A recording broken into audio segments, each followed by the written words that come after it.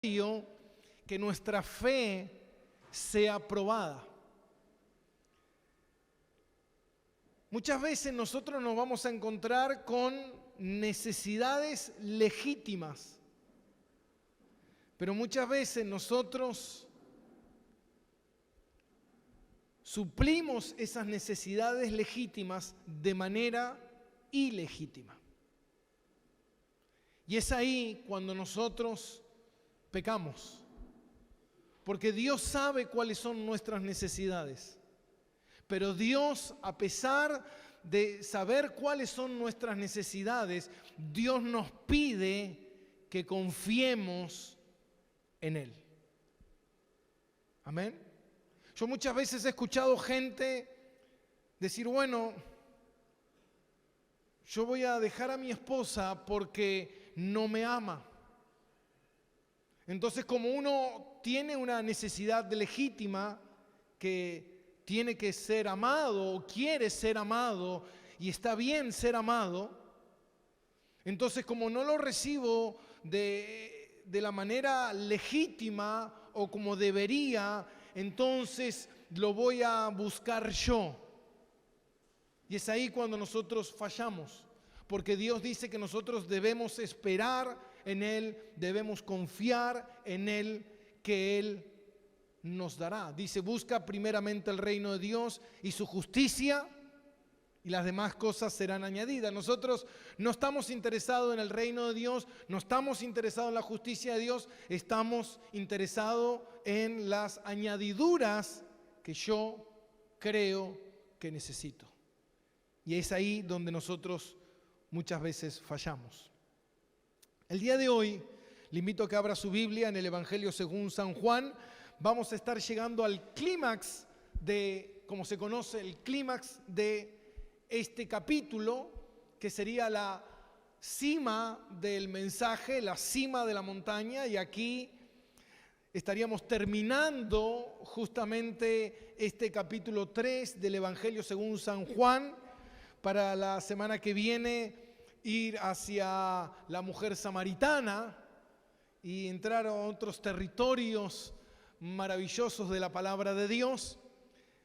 Pero antes de finalizar este capítulo 3, estaría bueno que pudiéramos recordar un poco de esta última porción, de qué era lo que veníamos hablando, qué era lo que estaba sucediendo.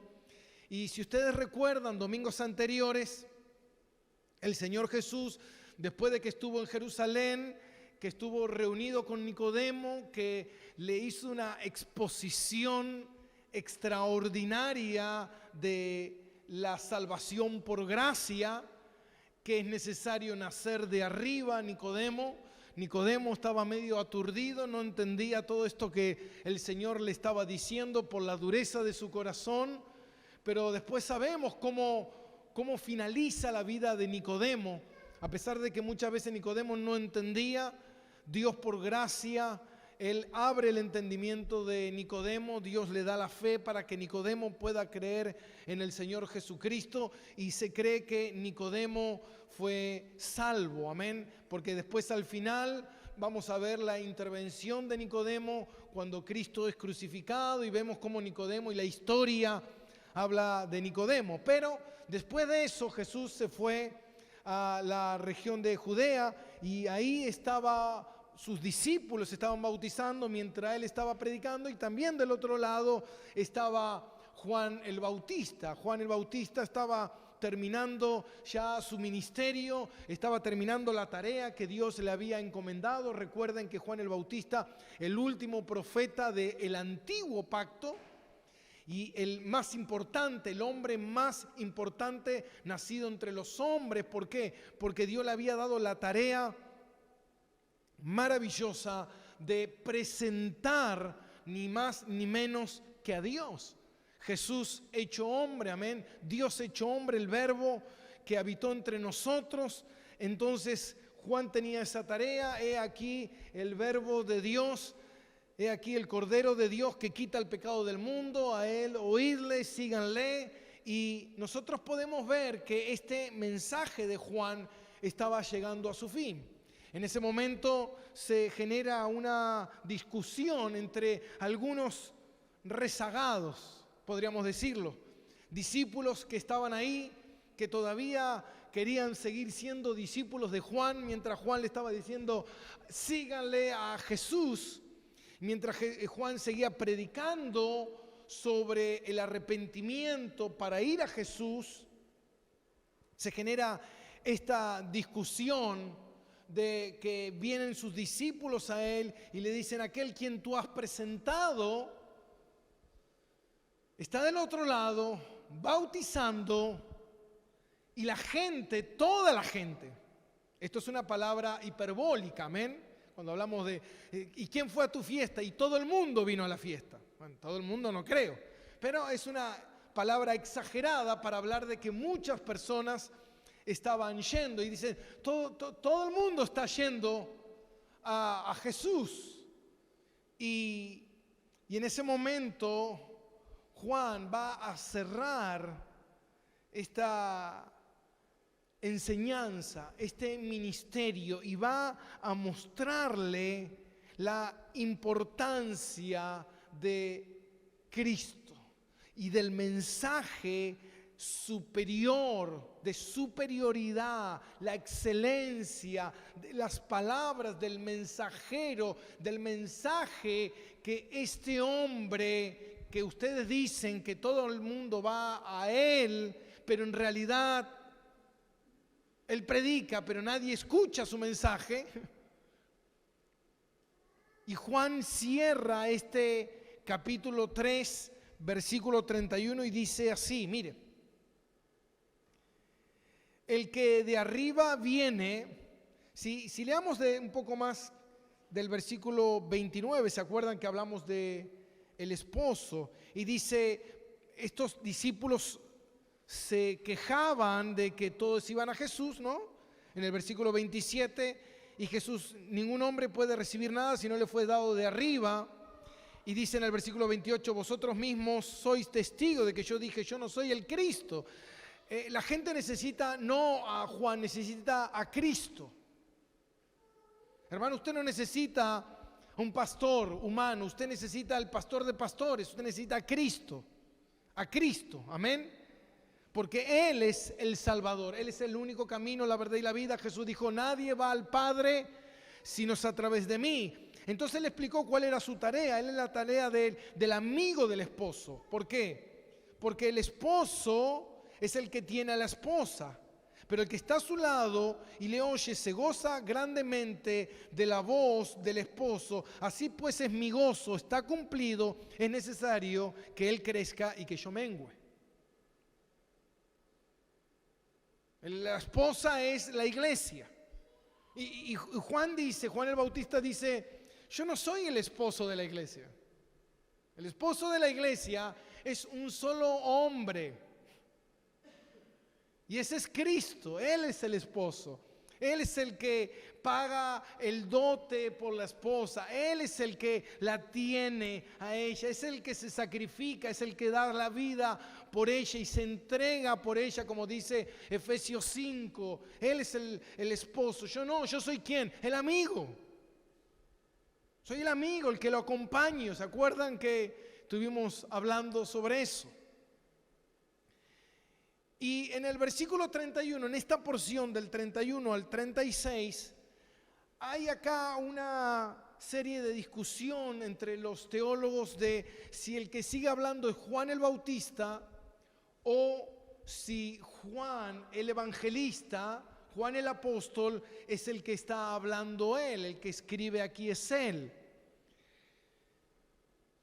Y yo me inclino más, muchos se inclinan por que es Juan el Apóstol, pero MacArthur dice es mejor que nos inclinemos sobre que el que está aquí hablando es Juan el Bautista. Así que vamos por esa línea. Yo creo también que es Juan el Bautista porque no hay un corte, sino que es una misma narración, es una misma palabra. Él viene redactando todo el comentario. ¿Y por qué? Porque une el versículo 31 al versículo 30 y dice, el que de arriba viene, y habla de la superioridad, habla de la postura que él tenía como amigo, dice que el de que arriba viene es sobre todo.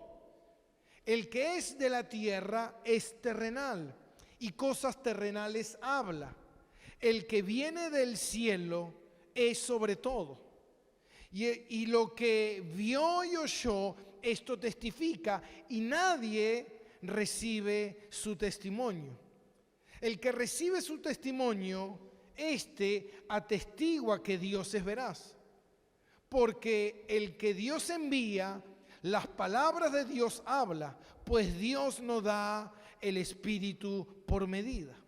El Padre ama al Hijo y todas las cosas ha entregado en su mano.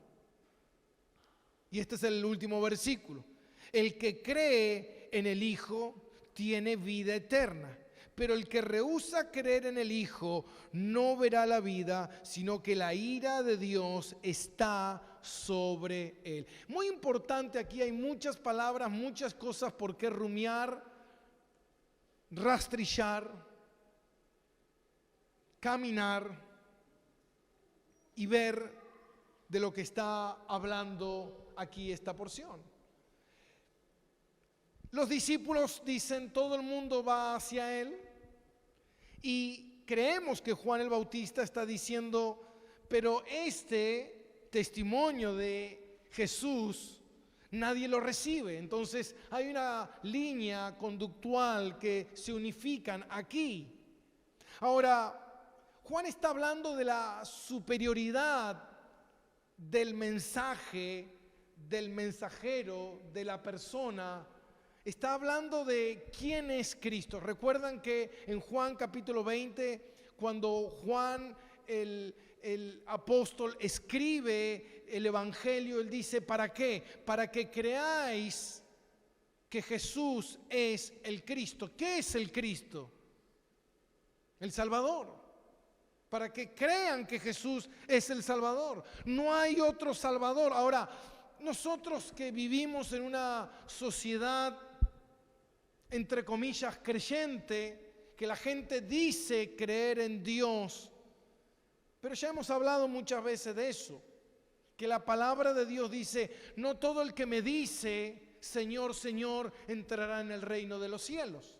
Entonces, la gente que dice Señor, Señor, son personas que creen, pero creen de una manera intelectual. No creen de una manera salvífica, no creen de una manera que ellos se entregan a Jesús. Jesús fue claro en los evangelios y él dijo, todo aquel que quiera seguirme, niéguese a sí mismo. No es simplemente tú creas de una manera intelectual y eso me hace beneficiario del cielo. No. Niégate a ti mismo, toma tu cruz y cree en mí ahí mentalmente. No. Toma tu cruz y sígueme. ¿Qué es seguir a Cristo? Seguir su doctrina, seguir su palabra, seguir el evangelio, seguir como el Señor quiere que yo viva según su manera. ¿Se entiende? No todo el que me dice Señor entrará en el reino de los cielos, sino el que hace la voluntad de mi Padre. ¿Cuál es la voluntad de mi Padre? La palabra de Dios habla en el Evangelio de Lucas, en el Evangelio de Marcos, en Mateo, en los Evangelios sinópticos, en la transfiguración. Una voz se oyó del cielo: este es mi Hijo amado en quien tengo complacencia, a Él oídle. A Él. Eso es lo que estaba diciendo Juan. El mensaje que él estaba dando era un mensaje de presentación, era un mensaje que apuntaba a Cristo. Los viejos profetas de la antigüedad, todo lo que ellos hacían era hablar sobre Jesús. Jesús dijo: Moisés habló de mí. Todos hablaron de él, todos apuntan a Cristo. ¿Por qué? Porque Cristo es el único camino, no hay otro. Justo estos días estaba viendo un poco sobre la religión hinduista. Y los hinduistas, ellos creen en miles de dioses, ¿no? Solamente hay un solo Dios, pero ellos creen en miles de dioses. Pero no me llamaba la atención eso, lo que más me llamaba la atención que ellos creen que tienen pecado, que cometen pecado. Bueno, bien ahí, ¿no? Por ellos. Porque nosotros también creemos que cometemos pecado. La diferencia es que ellos, para limpiarse de los pecados, necesitan tomar agua del Gange. El Gange es el río más contaminado del mundo. Toda la gente van y mueren ahí, los creman ahí a los hombres santos y después tiran sus restos cadavéricos ahí en el agua. Y la gente va y toma de esa agua y se limpia de sus pecados. Hermano, por más que usted se tome toda el agua del Gange, nunca se limpiará ni siquiera de un micro pecado. Nunca, jamás. Porque lo único que puede limpiarme de pecado es el sacrificio de Cristo. Amén. Entonces yo miraba y yo digo, wow, ¿cómo es el hombre? ¿No? El hombre prefiere seguir sus corrientes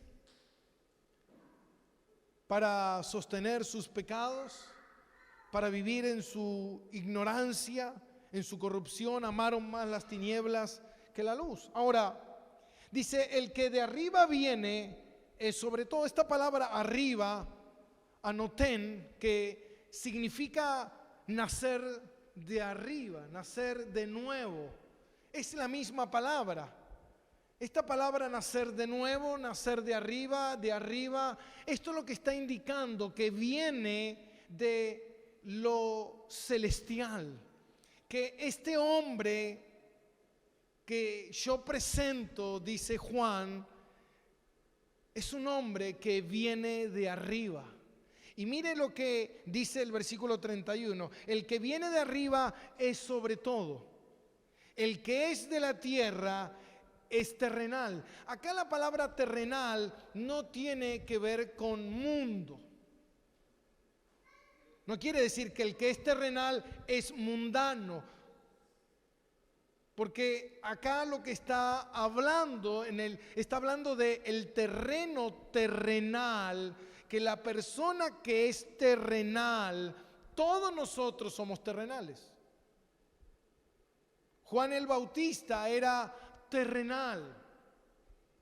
Y más allá de que él pudiera tener un mensaje celestial, ese mensaje celestial estaba limitado porque era entregado a un hombre como terrenal, a un hombre pecador. ¿Qué quiero decir con esto? Yo aquí estoy predicando la palabra de Dios, que la palabra de Dios es santa, es perfecta, pero el predicador no es ni santo ni perfecto. ¿Se da cuenta? Entonces, lo que Juan está diciendo, el que es terrenal, cosas terrenales habla. No está hablando de hablar cosas mundanas. Está hablando de cosas terrenales. ¿Qué significa esto? Según los comentaristas, esto tiene que ver con las limitaciones que nosotros tenemos. La limitación que Juan tenía, la limitación que los predicadores tenían. Muchas veces los profetas, ellos profetizaban, muchas veces ellos hablaban cosas que incluso ellos no entendían. No sabían su significado. No sabían lo que quería decir Dios. Muchas veces la manera en que ellos recibían la revelación eran por revelaciones, por sueños, por visiones. Pero dice que el que viene de arriba es sobre todo tipo de mensaje.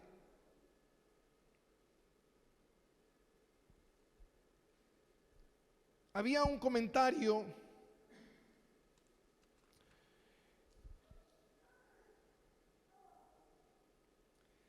que dice que Dios habló por medio del verbo. Pero escuche esto.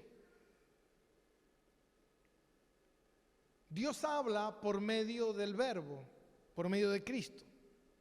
Su palabra personal. De esta forma, Dios ha agotado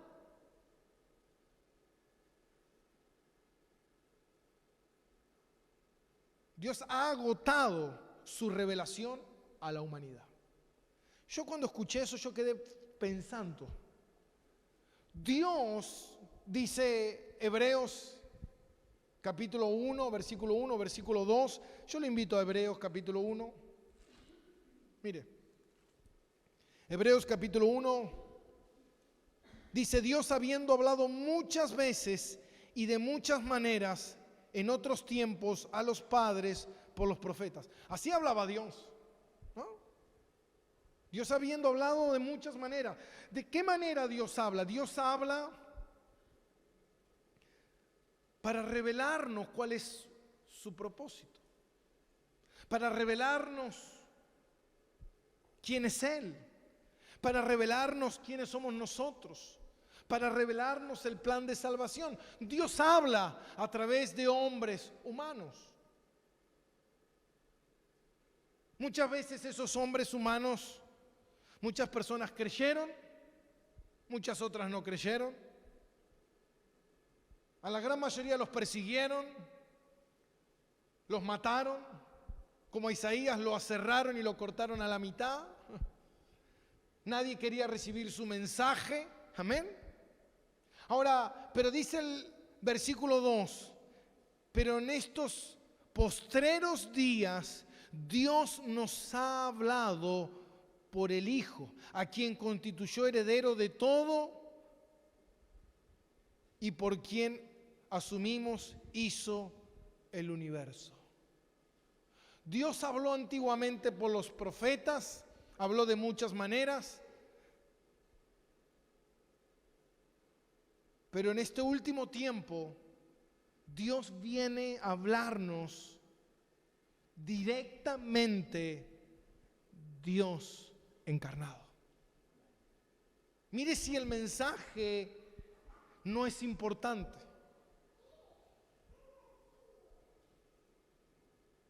Muchas veces nosotros podemos subestimar, por eso al exponente, podemos subestimar al que profetizó, al que habló, si era o no era de Dios.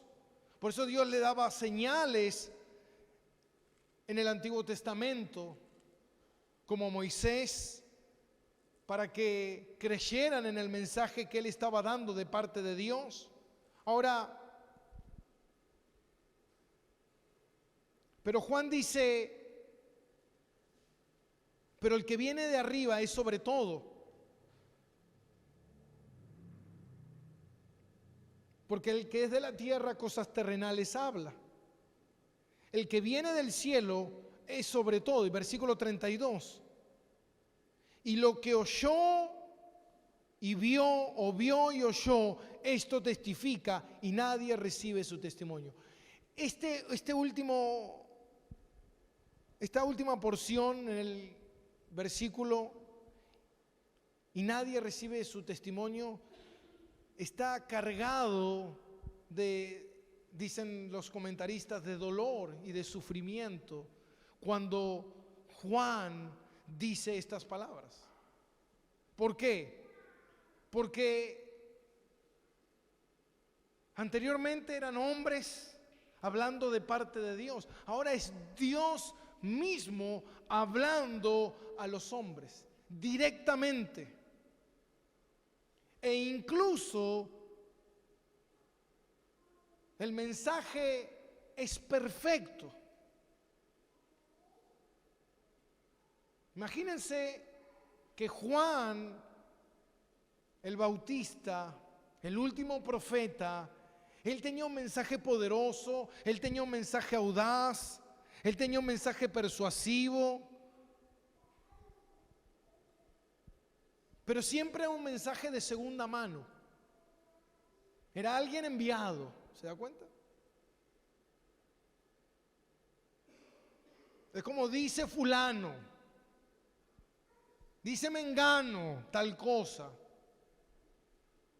Pero en esta oportunidad Dios ya no lo da de segunda mano, ya viene Dios a dar el mensaje. Dios se encarna y viene y da el mensaje, hermano. Y hoy hay mucha gente que incluso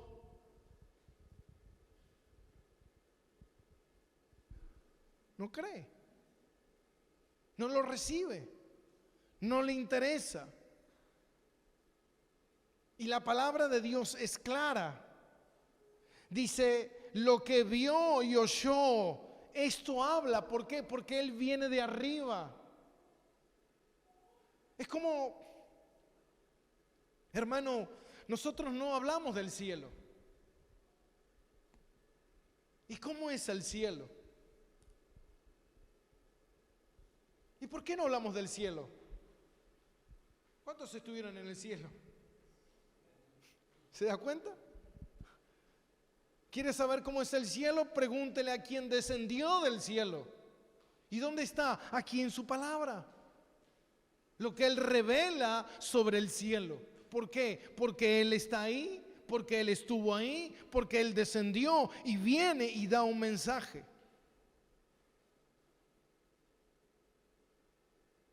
Dios mismo nos está hablando. Dios mismo nos muestra la verdad de Dios, la verdad de las cosas. Por eso muchas veces la gente duda de la verdad, dice que la verdad es relativa, que la verdad es objetiva, que la verdad es según cada uno lo que uno quiera creer. Para algunos es Jehová, para otros es Alá, para otros es Krishna.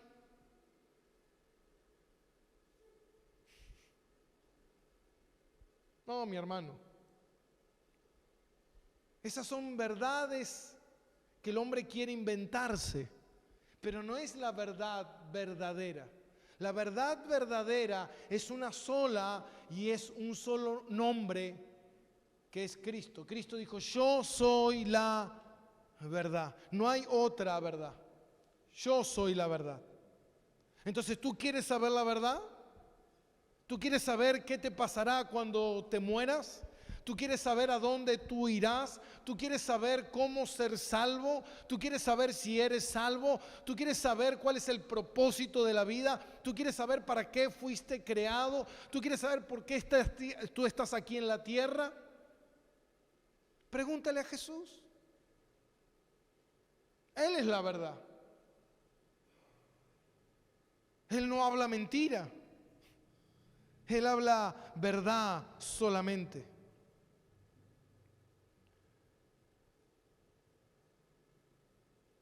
Pero dice, nadie recibe su testimonio. Esta palabra es hiperbólica. ¿Cómo nadie recibe su testimonio? Si muchos discípulos se habían convertido. Sí, pero ¿sabe lo que está diciendo Juan aquí? Nadie está hablando en su totalidad, en la mayoría, en el mundo entero, nadie recibe su testimonio. Son una pequeña minoría solamente. Un grupo muy reducido los que realmente creen en Jesús. Por eso tú te vas a encontrar todo el tiempo caminando con gente que no cree en Dios. Siempre te vas a sentir como sapo de otro pozo. Siempre vas a ir a diferentes lugares y la gente hablando de cosas que nada tienen que ver con Dios. Y tú dices, bueno, salgo de este grupo, voy con el grupo de los padres de mis hijos de la escuela, más mundano todavía. Bueno, listo. No, voy con los compañeros del trabajo, más mundano todavía. Bueno, voy con los del estudio, más mundano. Y así sucesivamente. Y a veces cuando te encuentras con alguien que realmente cree en el Señor, que sigue al Señor, que vive al Señor, que sirve al Señor, un hermano en Cristo. ¿Por qué? Porque realmente es un grupo muy pequeño. Realmente es un grupo muy pequeño.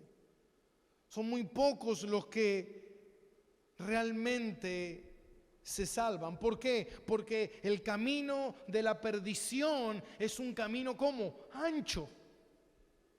Un camino ancho es un camino cómodo, un camino espacioso, un camino que te permite hacer todo lo que tú quieras. Pero el camino de la salvación es un camino angosto, estrecho, difícil, complicado. Y los que se salvan, pero es difícil su vida aquí en la tierra hasta llegar al cielo. Es un camino de negación, es un camino de discriminación.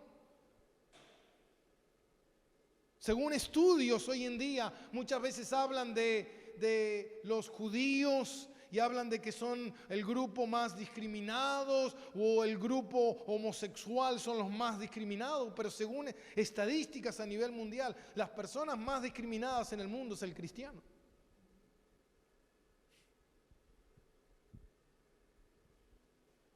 Mueren cientos de cristianos por día. Lo que pasa es que nosotros ni siquiera nos enteramos, porque vivimos del otro lado del mundo, en otra atmósfera, amén. Pero en realidad hay miles de cristianos que mueren por año por seguir al Señor. Por eso dice Juan en el capítulo 1, versículo 10, dice: en el mundo estaba, el mundo por él fue hecho. Pero esto es lo más loco de todo, ¿no? Pero el mundo no le conoce. El mundo fue hecho por Él. Él es el Señor del mundo. Él es el dueño del mundo. Él es el creador del mundo. Pero el mundo no le conoce. Por eso muchas veces hay esa discusión que dicen, si Dios es bueno, si Dios es el Señor de todo, si Dios es el creador, ¿por qué hay tanto mal en el mundo?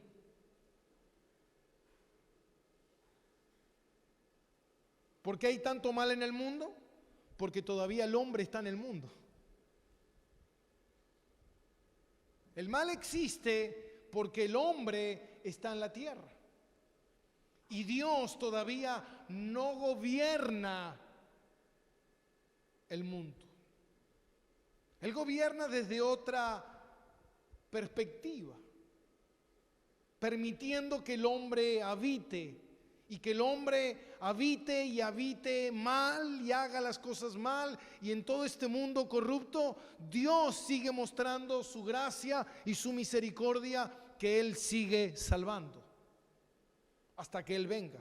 Pero cuando Él reine, que dice la palabra que Él vendrá y reinará, ese mal ya no existirá.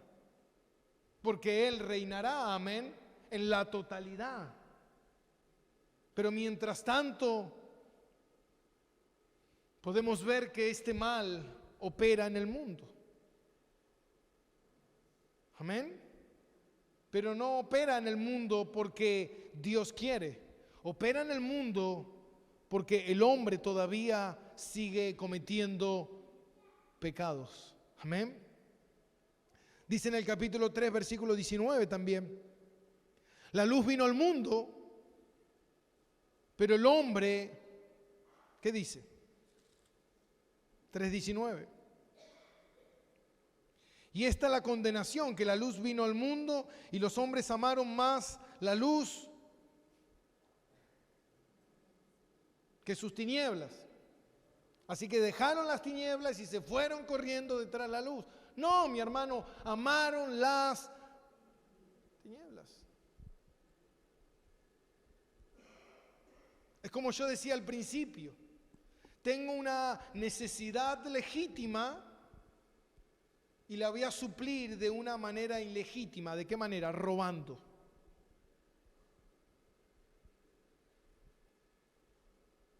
Yo tengo una necesidad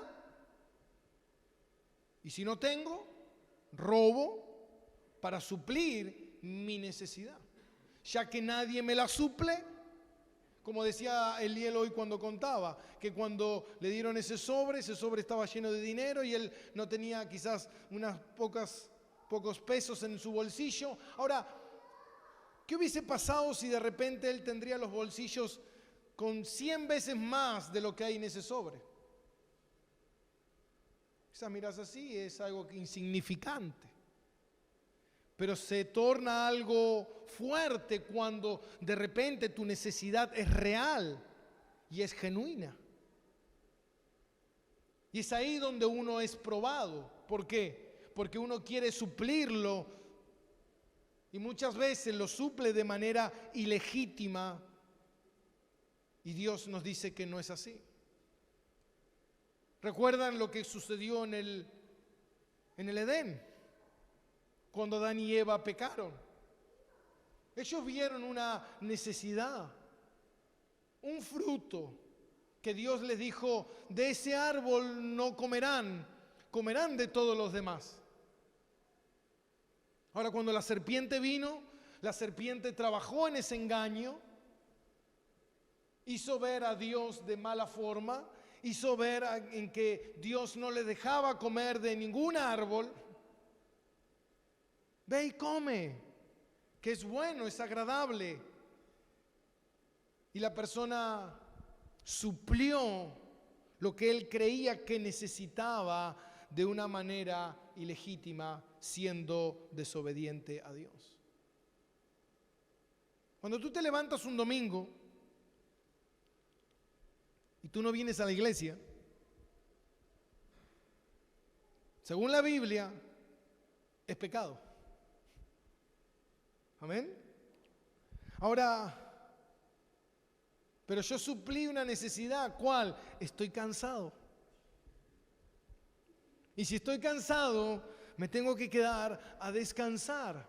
Yo soy el dueño de mi vida. Yo voy a orquestar mi vida. Yo voy a determinar qué necesito y qué no necesito. Por eso los hombres amaron más las tinieblas que la luz. ¿Por qué? Porque no quieren venir a la luz. Porque la luz, ¿qué hace? Muestra, revela lo que hay en tu corazón. Amén. Versículo 33. Y acá hay un contraste de los que no creen con los que sí creen. Estas personas no recibieron su testimonio, estas personas amaron las tinieblas más que la luz. Versículo 33. Y el que recibe su testimonio, acá está el tema. Esto es un sello. El que recibe el testimonio, el que recibe el mensaje de Jesús, el que cree en el mensaje de Jesús, es como poner un sello en un documento que queda sellado eternamente, un documento que te hace acreedor a todo lo que Cristo tiene y todo lo que Cristo es. Dice, el que recibe su testimonio, atestigua que Dios es veraz.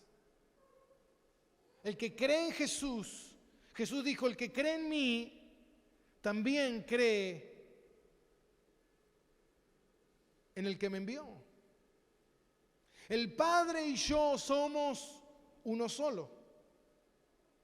Los discípulos le dijeron, muéstranos al Padre y nos basta. Y él dijo, tanto tiempo hace que estoy con ustedes y no han visto todavía al Padre. El Padre y yo somos uno. Dios mostrando la Trinidad.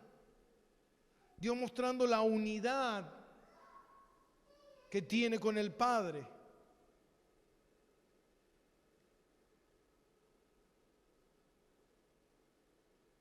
El que cree en mí, dice Juan 12:44, cree en el que me envió. Porque el que Dios envió, la palabra de Dios habla, pues Dios nos da el Espíritu por medida.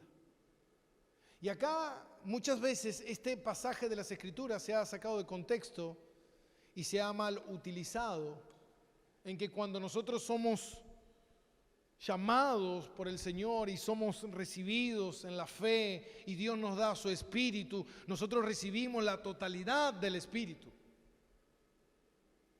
Y acá no tiene que ver con eso, acá está hablando sobre Cristo. En realidad tiene que ver con nosotros, pero tiene que ver con que nosotros, más allá de que nosotros somos llenos del Espíritu Santo, somos bautizados en el Espíritu Santo, somos sellados en el Espíritu, nosotros somos limitados. Dice, porque lo que Dios envió, la palabra de Dios habla, pues Dios no da el Espíritu por medida. Los profetas, cuando ellos hablaron, ellos eran guiados por el Espíritu Santo. Ellos eran llenos del Espíritu Santo. Pero incluso con todo eso, con todo el poder que ellos tenían, como Juan el Bautista, que dice que desde el vientre de la madre él fue lleno del Espíritu Santo, incluso con todo eso seguían siendo limitados. ¿Por qué? Porque son hombres y son pecadores. Todos los hombres son limitados. El poder del Espíritu está limitado en el hombre. El poder del Espíritu no opera en su totalidad en un hombre. No podría. ¿Por qué? Porque el hombre no es completamente Dios ni completamente santo. Entonces lo que está diciendo Juan aquí, que el que viene de arriba, el que trae la palabra de Dios, en él opera la plenitud del Espíritu. ¿Por qué? ¿Qué dice Colosenses 2:9? Mire.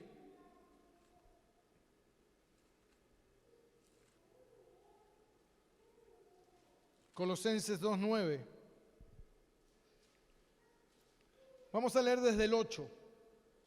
Dice, mira pues que nadie os engañe por medio de filosofías y huecas sutilezas según las tradiciones de los hombres, conforme a los rudimentos de este mundo, y no según Cristo, porque el que habita corporalmente toda la plenitud de la deidad, porque en él habita corporalmente toda la plenitud de la deidad. Todo el Espíritu Santo, todo el poder del Espíritu Santo, toda la plenitud estaba en Cristo. El mensaje de Él es totalmente poderoso, 100%. El poder que operaba en Cristo es el Espíritu Santo, 100%. La plenitud total. Dios mismo encarnado, caminando entre los hombres, mi hermano. Juan el Bautista remarca esto, diciendo el mensaje de él, el que vino aquí, el que está entre nosotros, es Dios mismo salvándonos. Es Dios mismo perdonándonos, es Dios mismo invitándonos a que le sigamos. Pero incluso con todo eso, con todo el poder, la gente escoge, elige, desea, ama vivir en el pecado. Ama vivir sin Cristo.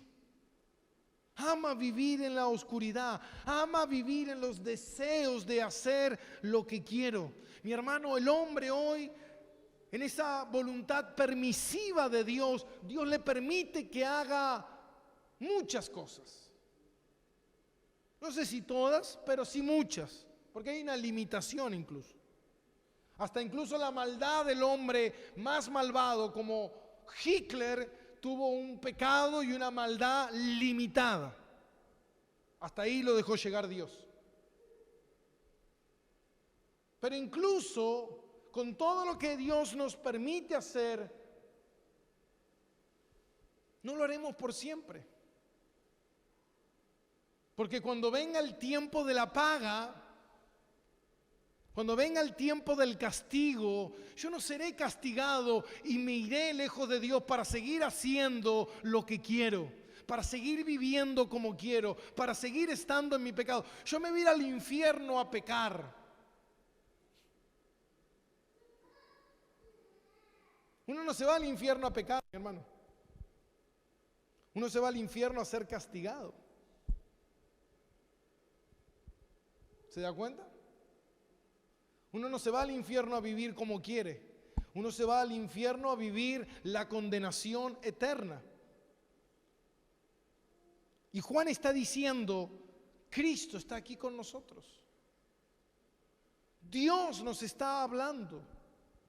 Por eso cierra Juan este capítulo, este clímax de esto de una manera extraordinaria, mostrándonos solamente dos caminos.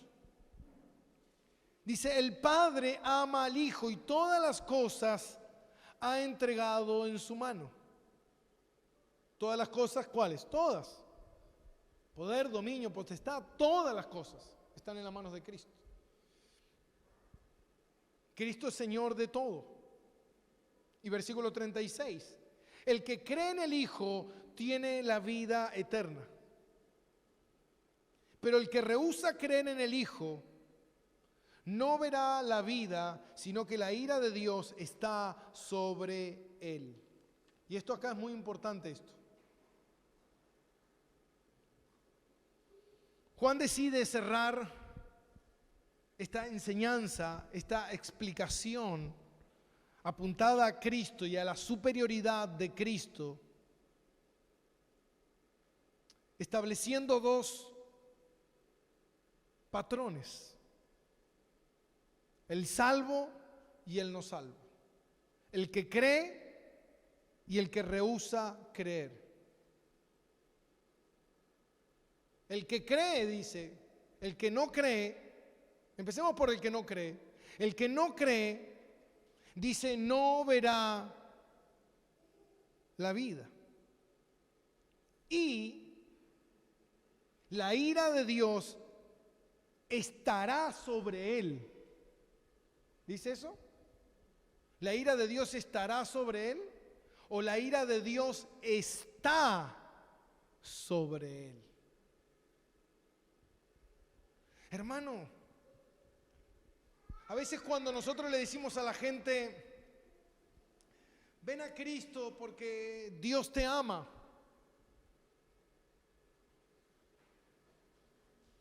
si esa persona no cree en Jesús, ¿qué hay sobre él? La palabra lo dice. ¿Qué dice? Sino que la ira de Dios está sobre él. En este momento la ira de Dios está sobre el que no cree en Jesús. Y uno dice, bueno, pero ¿cómo puede tener la ira de Dios y seguir vivo? Ah, bueno. Porque hay un tiempo. Amén. Hasta que esa ira de Dios se haga efectiva en la condenación. ¿Cuándo? Cuando la persona muera. Lo dice Hebreos, está establecido que el hombre muera una sola vez y en el momento que muere, ¿cuántos saben cuándo van a morir? ¿Sabe usted cuándo va a morir? Porque todos nosotros vivimos haciendo planes, ¿o no? Hacemos planes para el futuro, hacemos planes para el año que viene, hacemos planes cuando yo me case, cuando tenga mi familia, cuando tenga mis hijos, cuando me compre mi casa, cuando haga tal cosa. ¿Tú lo sabes eso? A veces no les sucede, no les pasa algo Cuando escuchan las noticias y dice fulanito se fue a dormir y se murió, a tal persona le agarró el otro día, como pasó la hija del actor que salió en todos los medios, que llegó de trabajar, le dolió la cabeza, ¡pum!, le agarró un ataque al corazón, llamaron a los paramédicos, estaba muerta. 34 años. Porque la palabra de Dios está establecida. Dice que nuestro día está establecido. Que por más que nosotros nos afanemos, si yo me cuido, recontra sano, voy a empezar a ser vegetariano, vegano, todas las B posibles. Yo voy a vivir muchos años y voy a empezar a tomar 14 litros de agua por día y caminar 20 kilómetros y voy a dormir bien y no me voy a estresar y voy a vivir tranquilo. Yo voy a vivir muchos años. ¿Estás seguro? Nosotros no sabemos. Lo que nosotros sí sabemos es cuál es nuestra condición hoy. Lo que nosotros tenemos que saber es cuál es tu condición hoy, porque según cuál es tu condición hoy, es lo que ocurrirá contigo mañana.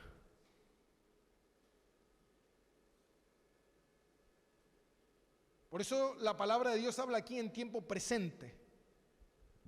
El que no cree hoy está ¿cómo? ¿Cómo está? Condenado. Yo sé si mañana va a ser salvo. ¿Cómo está hoy? ¿Cómo está hoy? ¿Cree en Cristo? Está condenado. No cree en Cristo, está condenado. Si se muere hoy, mañana ¿qué le pasa? Está condenado. Lo que pasa es que a nosotros esas cosas no nos gustan. Nosotros creemos porque el ser humano tiende a, la mente pecadora tiende a querer acomodar las cosas. Y qué bueno porque hay una reencarnación y tal vez vos reencarnaste, ¿qué era? ¿Serpiente la vez pasada? Le dijo uno, le dice, suegra, si usted cree en la reencarnación, ¿en qué reencarnaría? Dice una serpiente, no vale repetir, le dijo. No, porque si fulanito murió, hoy está en el cielo. Diego está en el cielo. La Totita está en el cielo. ¿Se entiende? Porque tenía un rosario, porque tenía una estampita, porque dicen que creen en Dios, amén. Pero la palabra de Dios es clara, amén. Por eso la gente no quiere una iglesia donde se predique la palabra, porque la palabra te desnuda, porque la palabra te expone a la verdad. Hermano, acá es claro, viene alguien y dice, no, Dios me dice. Hermano, no puede haber un mensaje superior a este que Cristo ya habló. Es suficiente. Ya está agotado toda revelación. Yo te traigo una revelación nueva. Toda revelación de Dios está agotada para el ser humano cuando entregó el mensaje en Cristo Jesús. Con Cristo nos entregó todo lo que nosotros necesitamos saber. No necesitamos más nada. Viene una persona y te dice, yo hablo de parte de Dios, tú eres un mentiroso. Es claro, porque la Biblia es clara. Y dice, el que no cree, ese está condenado, está la ira de Dios sobre él, amén. Esa persona no cree. Bueno, pero mucha gente cree, como hablábamos al principio. Pero la palabra de Dios es clara. En el Sermón del Monte Jesús dijo algo. Muchos falsos vendrán. Muchos dirán que creen. Muchos dirán que en mi nombre. Muchos dirán yo hago esto. Muchos dirán yo hice aquello. Yo hice tal otro. ¿Pero qué? Por los frutos los conoceréis. ¿Cuál fruto? La obediencia. La obediencia a la palabra de Dios. La obediencia a los principios de Dios. Amén. Ahora, ¿cuáles frutos? Frutos de arrepentimiento, frutos de cambio. Amén. Frutos del Espíritu, frutos que esa persona tiene. Amén. Dominio propio, amor por las cosas de Dios, amor por la obra de Dios, amor por la palabra de Dios. No, tiene amor. ¿Amor por quién? Amor por su pecado. Hoy en día, como vemos tanto el mensaje liberal, amén, porque Dios es amor, hay que amar y nos amamos. Pero ese no es el amor de Dios, amén. El amor de Dios es el amor hacia su Hijo. Y el amor nuestro debe ser hacia el Hijo, amén. Amar a Cristo, porque Cristo dijo, el que ama, ese ha nacido nuevo. Pero amar a la manera de Cristo. Ahora también dice la palabra de Dios, el que cree en el Hijo tiene vida eterna. Y de vuelta volvemos a la palabra tiene. No dice tendrá. No dice tendrá vida eterna. Y acá es donde muchas veces nosotros, bueno, lo que pasa es que yo estoy viviendo una vida cristiana para tener vida eterna. No, mi hermano. La vida eterna es en el momento en que la persona ha sido regenerada, en el momento en que la persona cree en Dios. Esa persona pasa de muerte a vida. Y con esto quiero cerrar. Comentaba un comentarista y decía, escuche esto, la fe como el arrepentimiento no son actos pasajeros, sino un acto permanente. Una persona no es creyente porque un día creyó, sino porque esa persona cree y se arrepiente todos los días. Una persona no es creyente porque un día creyó. No, un día fue creyente y ahora está apartado. Eso no es ser creyente. El creyente es el que cree continuamente y se arrepiente continuamente. ¿Por qué? Porque hay un corazón en él de arrepentimiento. Esa persona que nació de nuevo no tendrá vida eterna, tiene vida eterna. Y con esto cerramos Juan capítulo 5, versículo 24.